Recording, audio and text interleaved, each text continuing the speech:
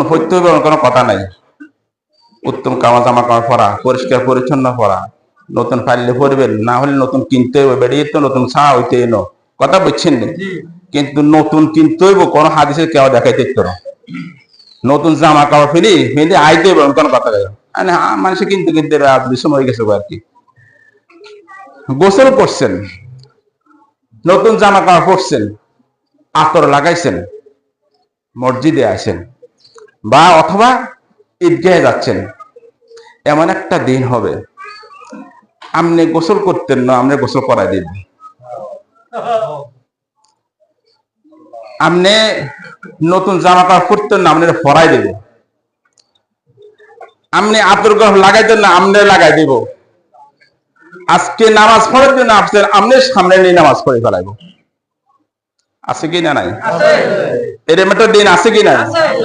একটু চিন্তা করেন, একটু চিন্তা করে এইটা সবার সামনে আসতেছে। তাই বলতে চাই আল্লাহর কাছে, আল্লাহর দিকে ফিরে আসে যারা গোরা করছে, তওবা করে এখনো ফিরে আসি, সুযোগ আছে। আল্লাহ যেন আমাদেরকে বুঝ দান করে, কেন এই সময়টা সবার সামনে আসবে। আজকে ঈদের নামাজ পড়ার সাথে ওটার সাথে মিল আছে কি নাই?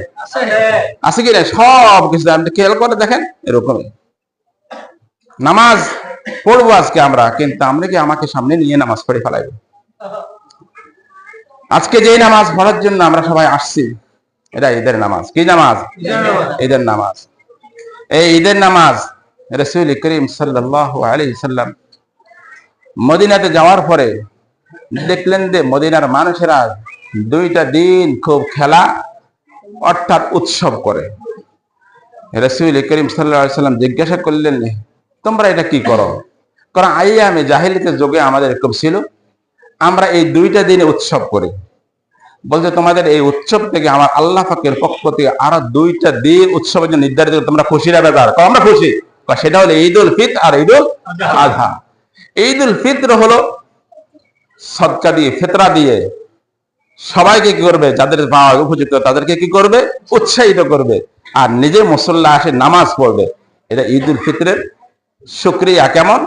সারা বছর সারা মাস আমরা নামাজ পড়ছি, নামাজ পড়ে আল্লাহ পাকের সন্তুষ্টি অর্জন করছি। আল্লাহ পাকের আজকে ঈদ শাওয়ালের প্রথম দিনে 2 রাকাত নামাজ পড়ে অতিরিক্ত 6 তাকবীরের সাথে পড়ে ওই আল্লাহ পাকের শুকরিয়া আদায় করে দিচ্ছি। শুকরিয়া আদায় করবো, আল্লাহ যেন তৌফিক দান করে। রাজি আছে কি সবাই? ইনশাআল্লাহ। ওদের মসজিদে আসছে নামাজ পড়ার জন্য আসি না, নামাজ পড়ার জন্য তো আসি, কিন্তু নামাজ পড়তে আসি, নামাজ পড়তে তো জানি না। কথা ঠিক কেন? ঈদের নামাজ হয় মাসে বছর কবার? 2 বার হয়। কেন হয়? এত বুড়িকে বাইরে গেলে হাতে ভুলে যায়, ভুলে জানি আমার কথা জিজ্ঞাসা হুজুর আপনি করছে, আপনি কোন কেন না সরেন এই কথা যদি জিজ্ঞাসা হয় আমরা হিসেবে তো আসি আর অসুবিধা কি? এত কথা জিজ্ঞাসা কিনলে নামাজ তো আমরা হিসি আমরা আসি, আমরা কি বার সামনে যাই নাকি? আমরা কেউ কেউ গেলা কই লাগবো, নামাজ পড়ার নিয়মটাও জানে না। ঈদের নামাজ পড়তে আছে, ঈদের নামাজ জানি না। জানাজার নামাজে যাই দাঁড়াই ঠিক, কিন্তু জানাজা কেন হয় এটা কইতে পারি না। আছে কি নাই? কেলে এগুলো তো সবসময় না, তো এগুলো জানিও না। আর এমনি নামাজের মধ্যে তো কত ভুল। তাই বলতে চাই এই ঈদের নামাজ পড়ার জন্য সর্বপ্রথম বলে দিই, নিয়মটা শুনিল না একবার। ঈদের নামাজ পড়ার জন্য যখন তাকবীর মানবে কে? ইমাম। আমরাও বানবেন, আমরা কিরবেন মানলে কিরবেন, সানা পড়বেন। আজ বলেছিল হরবো সানা পড়বে। সানা কি করবেন? সানা পড়বেন। সানা পড়ার পরে তাকবীর হবে কয়বার? 3 বার তাকবীর হবে, 3 বার হাত ছাড়ে দিবে। কথা বুঝছেন? এই তাকবীর মাথার পরে আমরা তো সূরা পড়ি।